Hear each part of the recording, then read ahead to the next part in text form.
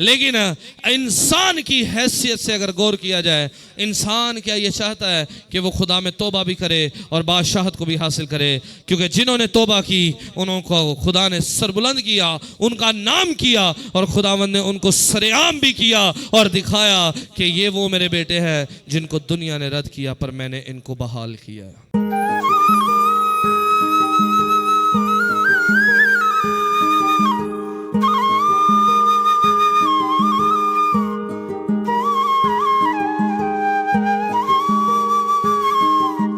नाम में आप सबको सलाम और रुल कुदस का फजल इत्मीनान आप सब पर होता रहे। आज का जो जिंदा बख्श कलाम हमारी तरबियत और नसीहत के लिए खुदा करने को है। इमसाल उसका 3 बाब और उसकी 21 आयत से लेकर हम 27 आयत तक पढ़ेंगे। कुछ यूं मरकूम है, ऐ मेरे बेटे दनाई और तमीज की हिफाजत कर और उनको अपनी आंखों से ओझल ना होने दे,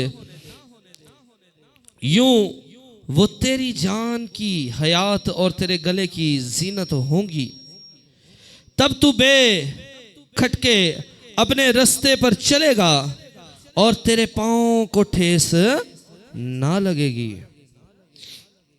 जब तू लेटेगा तो खौफ ना खाएगा, बल्कि तू लेट जाएगा और तेरी नींद मीठी होगी।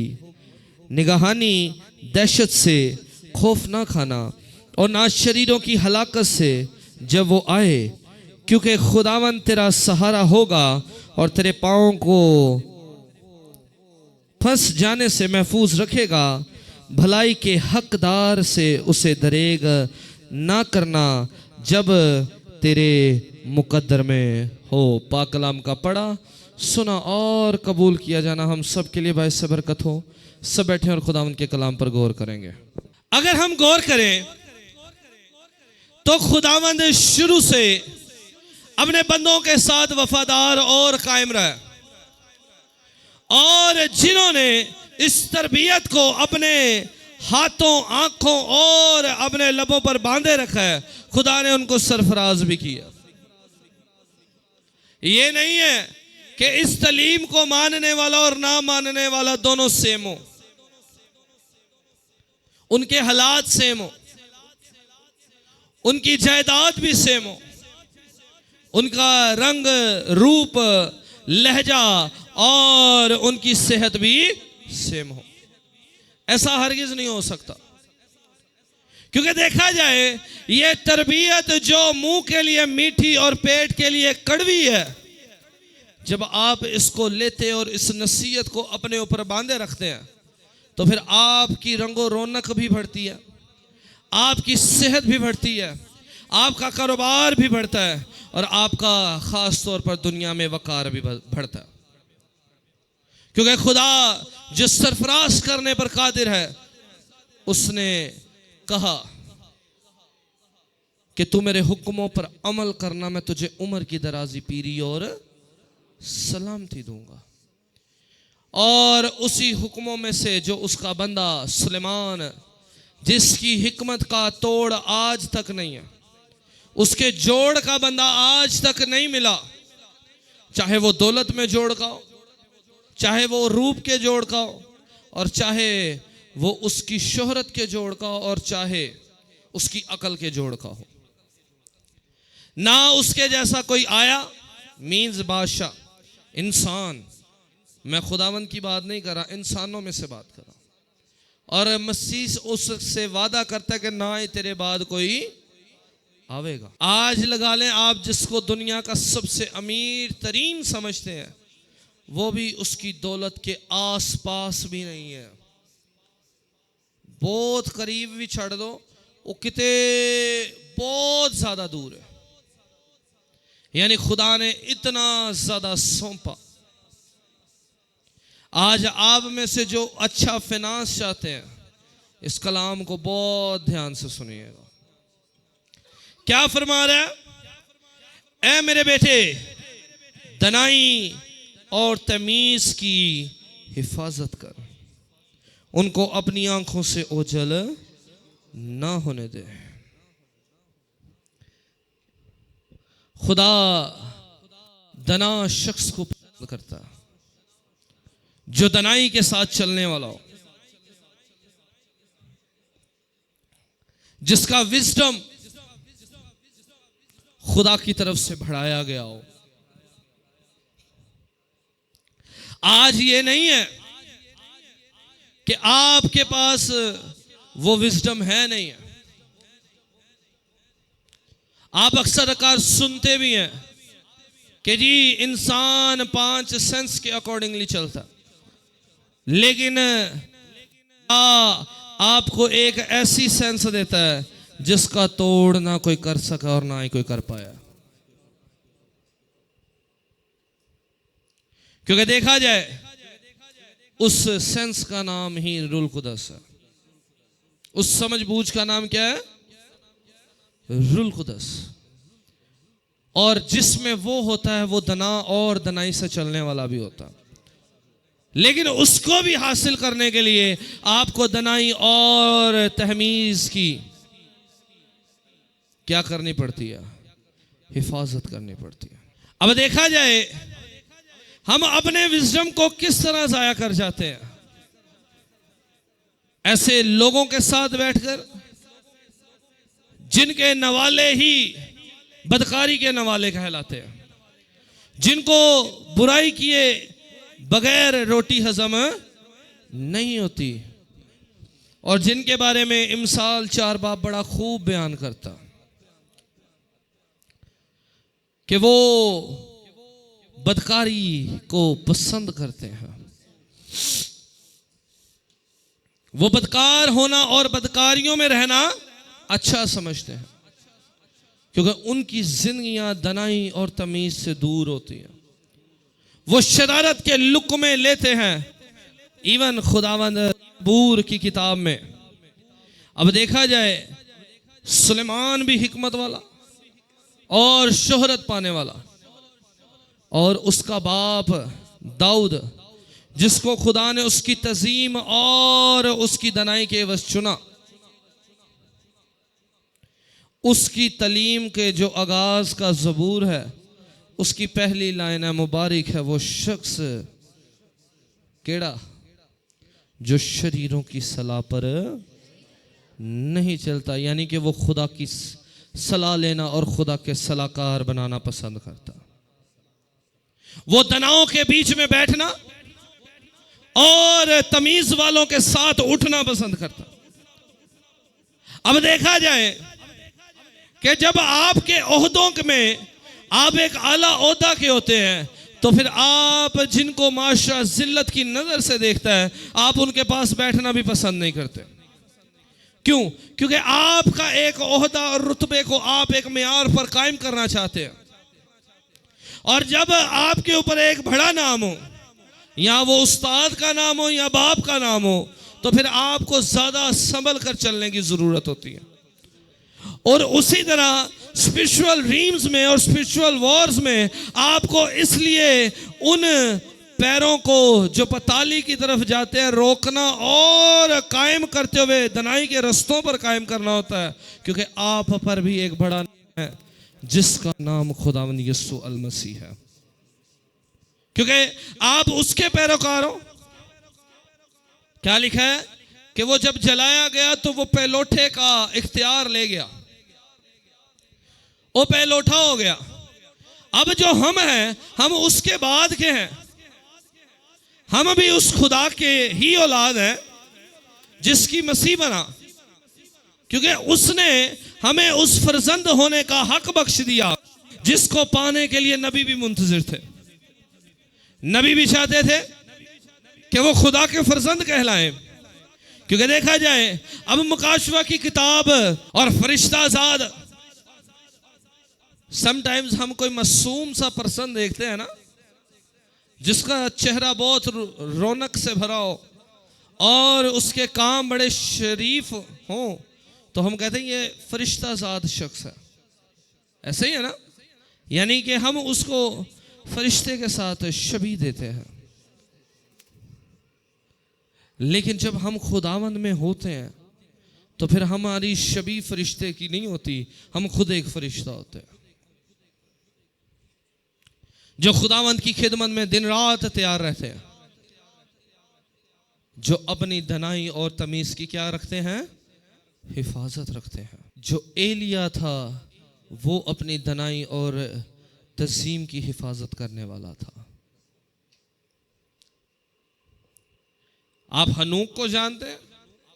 हनूक के बारे में लिखा है वो अपने खानदान से मुख्तलिफ था। वो लोगों में बैठना पसंद नहीं, वो खुदा के साथ चलना पसंद करता था।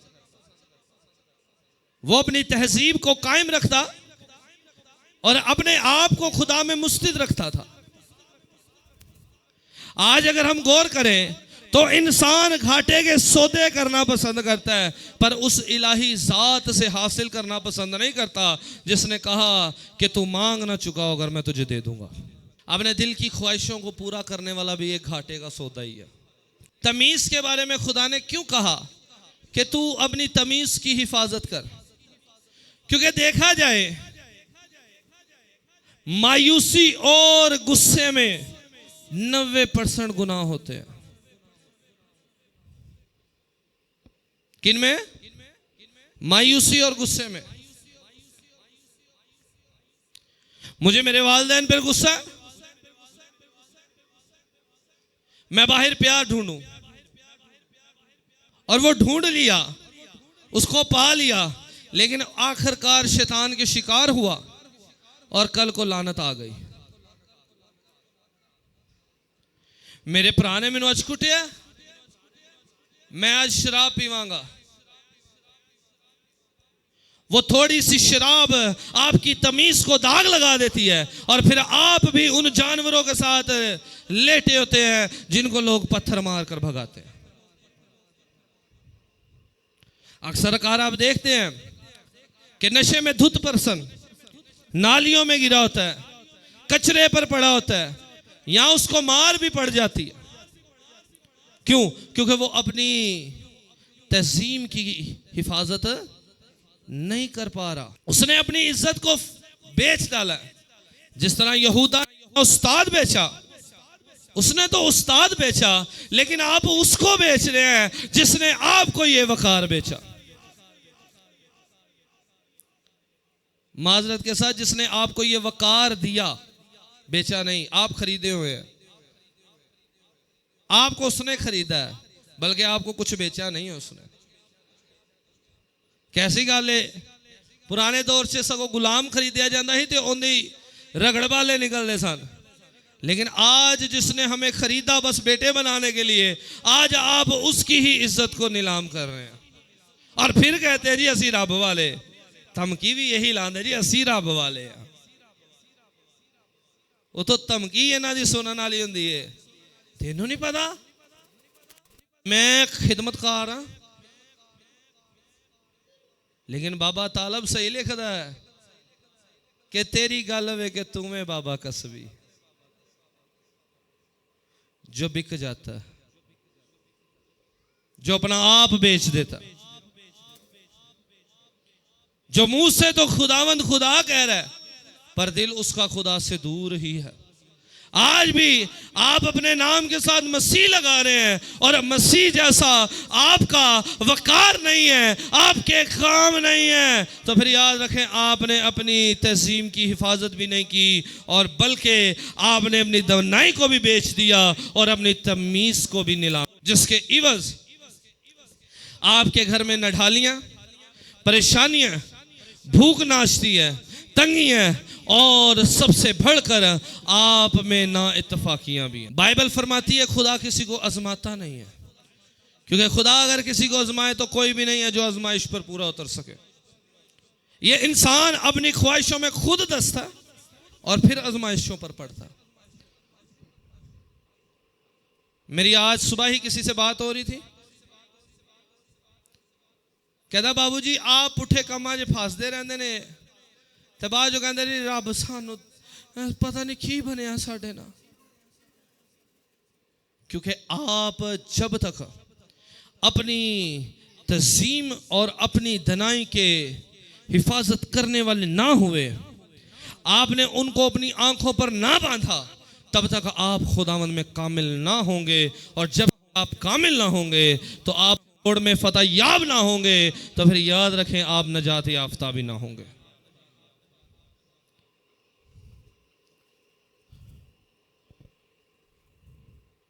आज लोग ये कहते हैं कि खुदा, बाइबल का खुदा नबियों के गुनाहों को क्यों बताता है? वो इसलिए बताता है कि आप और एहसान उन गुनाहों से परहेज कर सके, क्योंकि वो खुदा नहीं जो किसी का तरफदार हो, क्योंकि खुदा सबके लिए मुस्तद, सबके लिए यकजा और सबके लिए हाकम खुदा है। लिखा है सदाकत और अदालत उसको पसंद है। वो अदालत भी सदाकत के साथ करता। आगे चलें। लिखा है कि तू इनको अपनी आंखों से ओंझल ना होने दे, यूं वो तेरी जान की हयात और तेरे गले की जीनत हो। अगर हम माशरे में गौर करें ना, जिस लेडी ने अपने गले में सोने का हार पहना होता है ना, उसको एक इज्जत की नजर से देखा जाता है कि नहीं? क्यों? उसने गले में क्या पहना है? सोना, जीनत आई है। दैट्स वाई उसकी इज्जत की जा रही है। खुदा कह रहे हैं अगर तू अपनी तज़ीम ते हिफाजत कर लेती, तू अपना ही वकार अगर बचा लिया, तू अपनी दनाई बचा ली, ते वो भी तेरे लिए हयात होएगी, यानी जिंदगी होएगी, ते तेरे लिए जीनत होएगी। लोग माशरे में तुम्हें एक अच्छे दर्जे से देखेंगे, माशरे में तो देखेंगे ही देखेंगे। फिर याद रखना, दुनिया में चलने वाला काल, दुनिया में चलने वाली वबा, दुनिया में चलने वाली बीमारियां, दुनिया में चलने वाली हर एक ऐसी बुरी चीज जिसके इवज शरीर हलाकत पाते हैं, वो भी जानेंगे कि ये खुदावंद के चुने हुए हैं। हम उस खुदा को मानते हैं जिसने कहा कि तू एक बार, लिखा है जो एक दफा तौबा करके दोबारा गुनाह करे वो की कितने मानद है? वो उस कुत्ते की मानद है जो कह की तरफ रजू करता और नहलाई हुई सूरनी की मानद है। ये आम वर्ड्स नहीं है। आप ये वर्ड यूज करेंगे वो आपकी जान लेने तक जाएगा, वो आपको मारने तक जाएगा, वो आपको कत्ल करने के लिए उठेगा।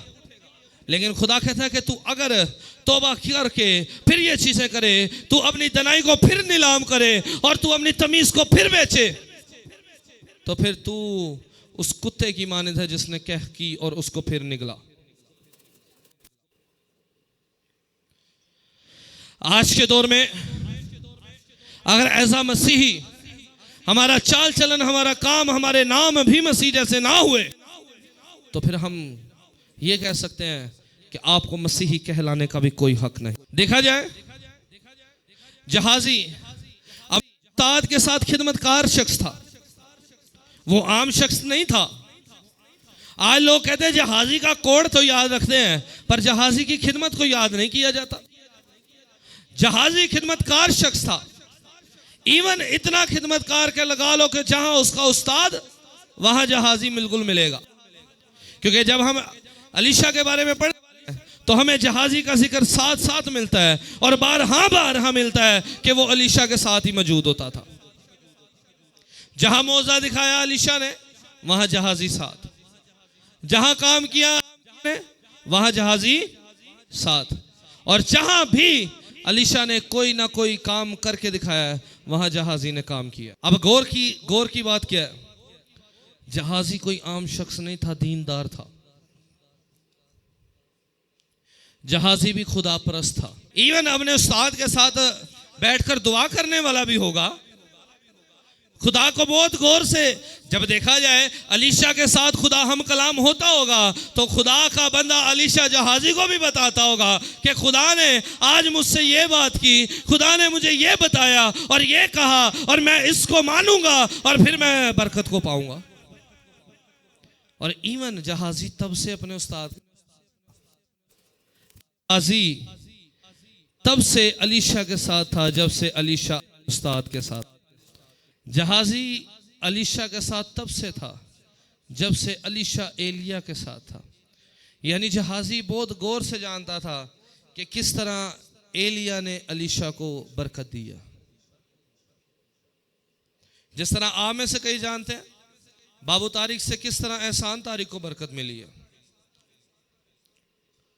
अब देखा जाए, जहाजी को मालूम भी है कि खुदा अलीशा से हम कलाम होता है, फिर भी वो जहाजी उसी उस्ताद का नाम लेकर दुनियावी तमीज में अपनी तमीज बेच चुका।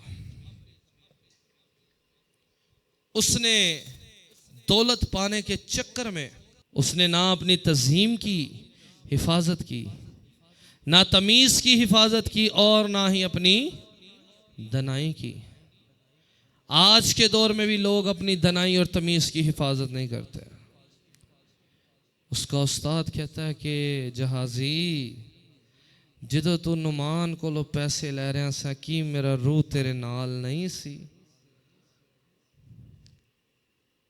आज मैं भी आपसे कहता हूं कि क्या आप लोग अक्सर हैरान होते हो कि बाबूजी को ये मामला किस तरह मालूम चलते हैं, क्योंकि वो ही रूह आपके भी साथ ही होता है। आप जिस हैकल की भेड़े हो ना, जिसके मुतहत आपको यीशु ने रखा होगा,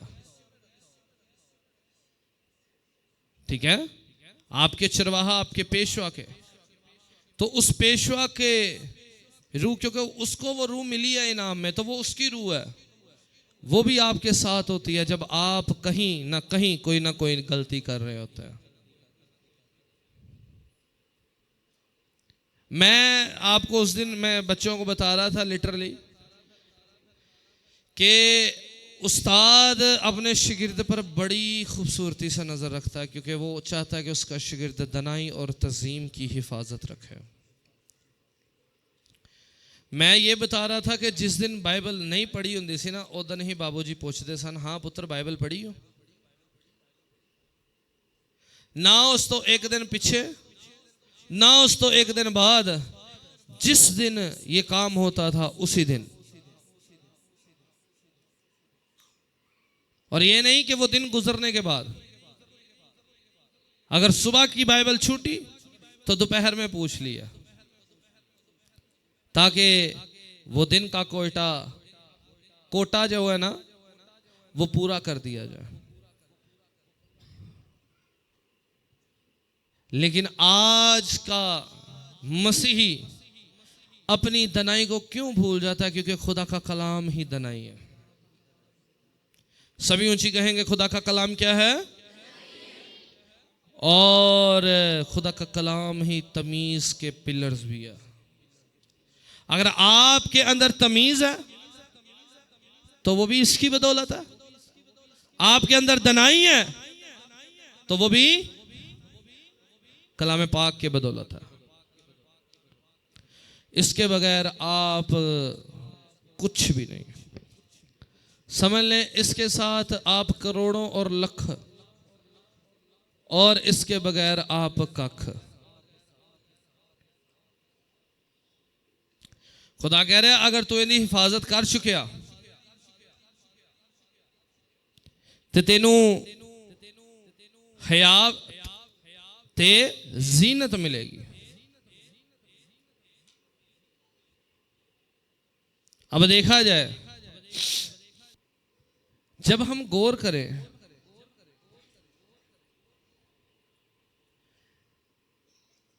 लिखा है दाऊद ने एक गुनाह किया, उसने अपनी तमीज को क्या किया? हिफाजत नहीं की। उसने अपनी तमीज की हकारत में काम किया। एक उसने अपने साथी को मरवाने के लिए उसकी ड्यूटी आगे कर दी। लेकिन जब वो काम गलत, उसको मालूम चल गया कि वो ये गुनाह कर चुका है, तो उसने अपनी दनाई के साथ कंप्रोमाइज नहीं किया। लिखा है कि वो खुदा के आगे झुका रहा और रोजे में रहा, और खुदा को बार बार कहता रहा कि तेरा रूह मुझसे जुदा ना हो। लोग आज भी कहते हैं कि उसने अपने बेटे के लिए रोजे रखे, पर मैं एक चीज कहूं, वो एक चीज़ जानता था कि साउल की अगर दनाई उससे चले गई तो उस पर बदरूक का कंट्रोल हो गया। तो साउल को बचाने के लिए, साउल की रूह को ताजगी देने के लिए खुदा ने दाऊद मुहैया किया, लेकिन शायद दाऊद के लिए कोई दूजा दाऊद ना आ सके। उसने अपनी दनाई की हिफाजत की और खुदा के हुजूर झुक गया। अब इसका ये मतलब नहीं है कि आपको मैं ये बता रहा हूं तो आप अब गुनाह करके तो खुदा के आगे चुके रहें। उसने भी जानते हुए ये चीज़ नहीं की कि गुनाह करके तो फिर मैं रब आगे चुकाऊंगा। जब उसको पता चल गया कि मैं गुनाह कर चुका हूं, अब उसके लोग कहते नहीं उसने औरत का गुनाह किया, पर उस पर औरत का नहीं, उस पर कत्ल का इल्ज़ाम खुदा ने लगाया। खुदा ने कहा कि तेरे हाथ खून से रंगे हुए हैं, तू मेरी हैकल नहीं बना सकता। खुदा ने ये नहीं कहा कि तेरी तमीज औरत की वजह से गई। खुदा ने ये कहा कि तेरे हाथ कत्ल किए हुए हाथ है।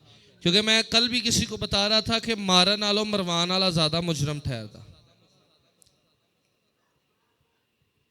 ठीक है।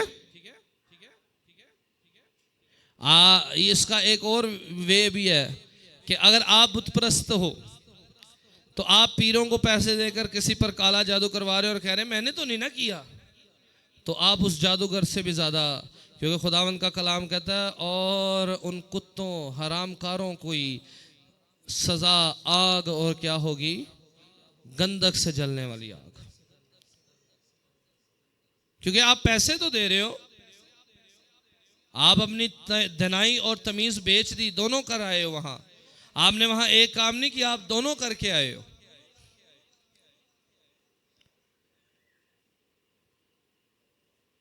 लेकिन जब आप अपनी तमीज और दनाई की हिफाजत करते हैं,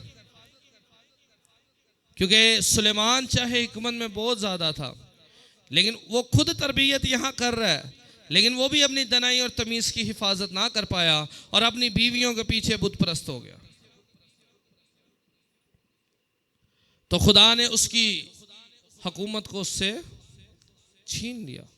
फिर भी कह रहा है, कहता तेरी वजह तो नहीं, मैं अपने बंदा दाऊद दी वजह तो एक कबीला मैं दाऊद दी नस्ल से रखांगा, एक कबीला मैं फिर भी दूंगा।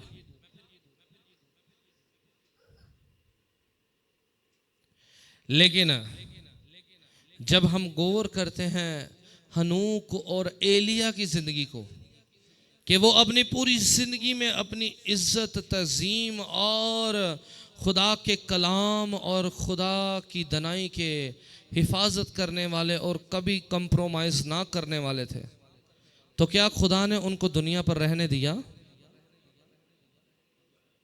पीछे जरा एक गला कर रहा है।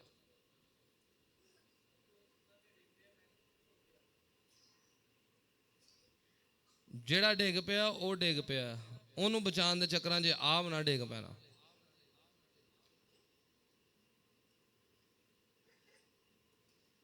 शायद उसे पल दे विच कोई ऐसी गल हो जिहड़ी बरकत दी होवे ते वो गवा जावे। ये लिटरली आपको खुद मालूम होना चाहिए। अगर आपको नींद आ रही है तो आप पर अबलीस हैवी हो रहा है, तो जाकर मुंह धो के आके तो दुआ करके फिर कलाम च बहियो। लोग सगों बाहर शिकार होंदे ने, ते मैं कहना ये ऐसे लाडले ने जिहड़े हैकल च शिकार होई जांदे ने।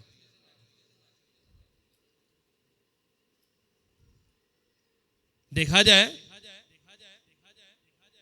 लोग बाहर वाकई बाहर शिकार होंदे ने ना, हैकल च तो खुदा मौजूद है पर ध्यान नहीं ना मौजूद। तुहाडा ध्यान इसे गल ते मैं हाले जाके वेखी वारा फिरदा, अज मैं कोई गली नहीं छड़नी जिहड़ी मिट्टियों मिट्टी नहीं करनी। मैं घर जो मैं भरे मिट्टी वाले पैरों ना जाना, मां भी मैनू को लक ते छित्तर मार के कवे फिर आया वारा। पूरे चर्च च भी बह के यही सोचा होंदियां।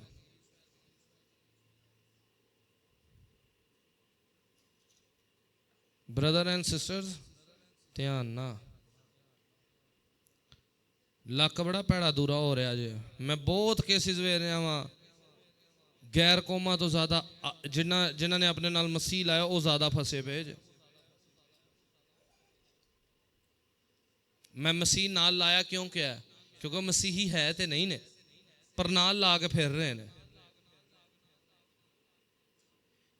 इस आयत को अपने पल्ले बांध लो। क्यों खुदावंद यीशु ने कहा कि तेरा बदन रूह का मकदस है, तू इनू ढावेंगा तो मैं तेनू की करांगा?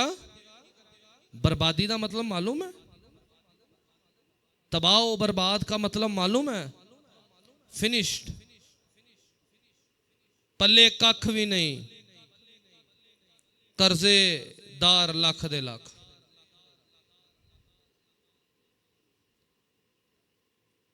ये आप अभी अपने, जैसे हम गाड़ियों में फ्यूल डलवाते हैं ना, आज आप अपनी ये जो जिस्म के फ्यूल पूरे करने आते हैं। आप कलाम की तज़ीम के लिए भी आते हैं, रूह की बरकत के लिए भी आते हैं, रूह की खुराक के लिए भी आए हैं। लेकिन ये ओही नहीं लेती। पर इस बात की भी तो गैरत खाओ कि मैं कलाम में सो तो नहीं रहा।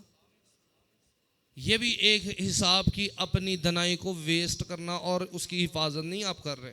आपकी दनाई चुराता है, वो आपके वकार को चुराना चाहता है।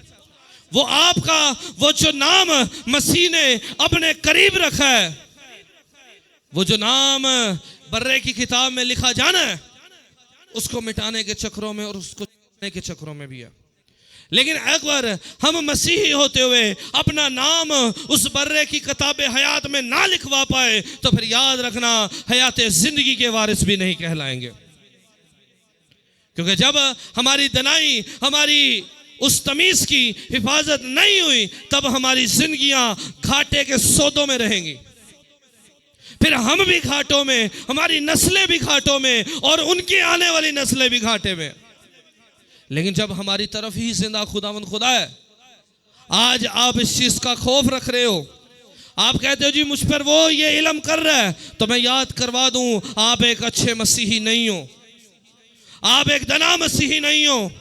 क्योंकि आपको अपने खुदा की कुदरत पर यकीन नहीं है, पर उन झूठे मक्कारों, पीरों, फकीरों पर तवक्को है कि वो कामयाब हो जाएंगे जो अबलीस के पैरोकार हैं। क्योंकि देखा जाए हम उस जिंदा खुदावन को मानने वाले हैं जिसने मौत को भी अपने पैरों के नीचे कुचलते हुए कहा, ए मौत तेरा डंग कहाँ रहा, ए मौत तेरी फतह कहाँ रही। लेकिन आज भी इंसान अपनी धनाई, अपनी तमीज की हकारत में कायम होता जा रहा है और खुदा के कलाम को रद्द करता जा रहा है।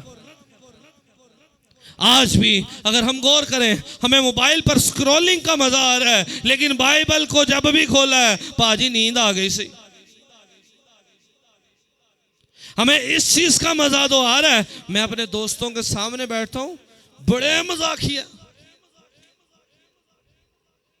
पाजी जुकत लांदा, ओए होए होए, पता नहीं कितों सोच के जुकत लांदा।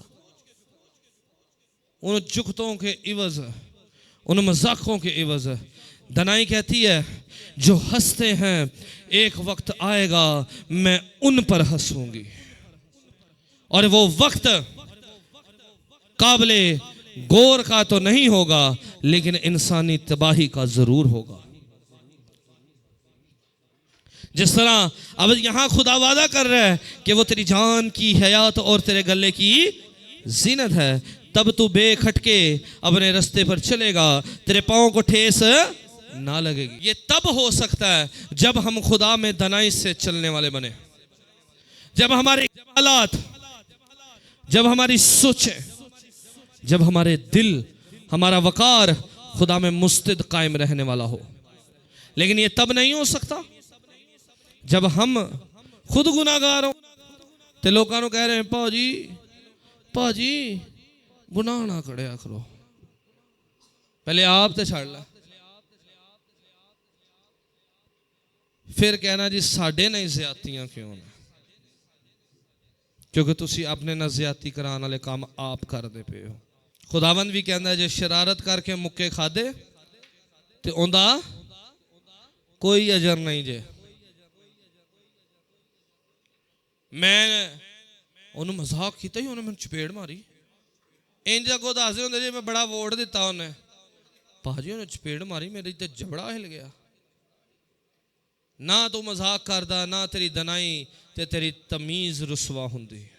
कहना कहंदा जी ये अकलमंदी नहीं है, वेख लो इथों हिसाब ला। ਤੁਸੀਂ ਬਸ ਆਪਣਾ ਹਿਸਾਬ ਲਾ ਲਓ ਕਿ ਤੁਸੀਂ ਜਿਨ੍ਹਾਂ ਨੇ ਹੱਥ ਥੱਲੇ ਰੱਖੇ ਮੈਂ ਸਮਝ ਜਾਵਾਂ ਇਹ ਜੁਗਤਬਾਜ਼ ਬੰਦੇ ਜੇ। ਇਹਨਾਂ ਨੂੰ ਮਜ਼ਾਕ ਕਰਨ ਦੀ ਆਦਤ ਹੈ। दना शख्स कभी भी हमाकत की बातों पर नहीं हंसता। वो कभी भी हमाकत की बातों पर, क्योंकि देखा जाए जब आप कहते हैं ना मुंह वे ओंदे अर्गा, तो आप ये चीज का इनकार कर रहे हैं कि इसका मुंह यीशु जैसा। तो जो इनकार ही कर देता तो इकरार वाली बरकत किवें आई? दनाई दे वेचती, क्योंकि दनाई ते हिकमत दे वज आंदी है ना, तो हिकमत की गल ही नहीं की थी।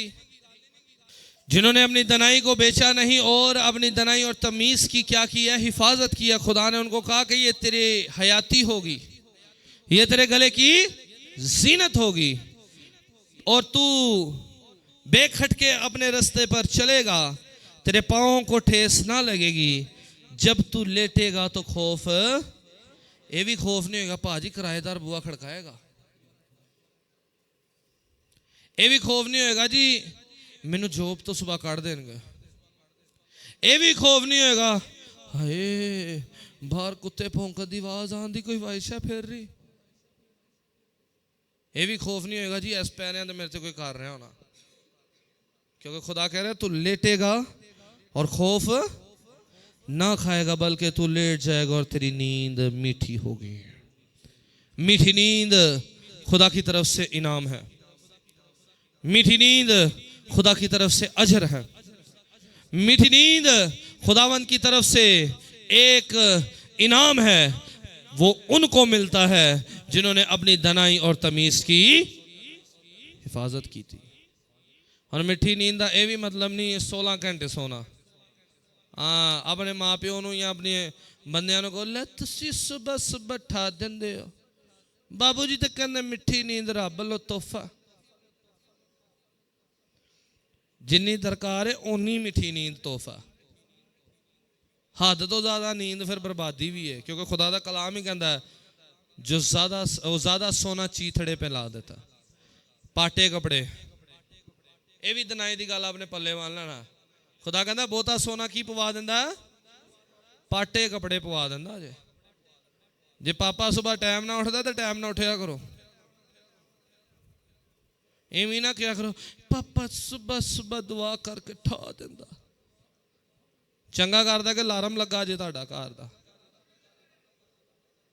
मैनूं तो सगों बड़े पसंद होंदे इंदे बंदे जिहड़े जिन्हां दी दुआवां नाल लोग उठन।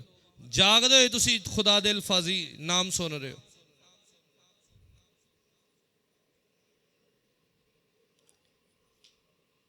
लेकिन जो अपनी धनाई और तमीज की हिफाजत नहीं करेंगे वो फिर दहशत में रहते हैं।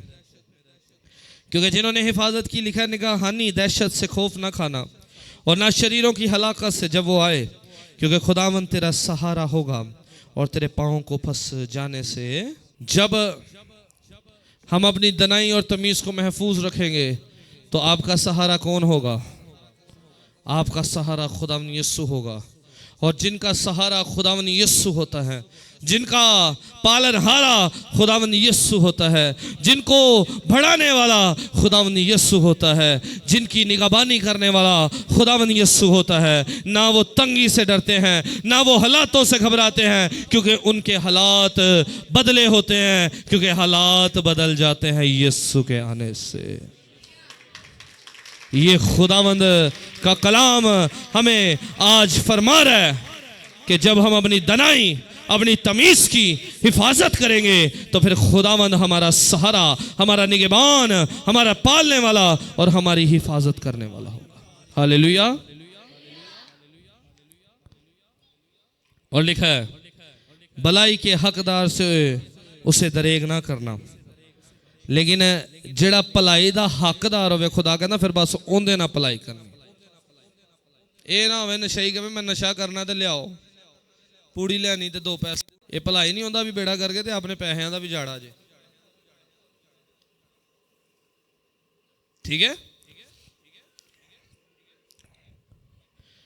क्योंकि देखा जाए जब खुदा हमारा सहारा है तो वो हमें ये मौका अता करता है कि हम उसके लोगों की मदद कर सकें।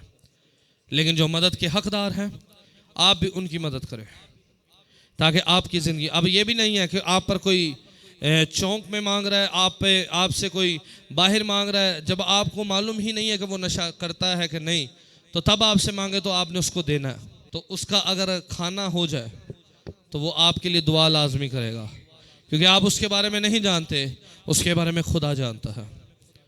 तो दनाई का ये हुक्म है कि खुदा कह रहा है कि जो हकदार हो उसे दरेग ना कर जब तेरे मुकद्दर में हो। अब के आप पे है, आपने अपनी दनाई और तमीज़ की हिफाजत करते हुए खुदा को सहारा बनाना।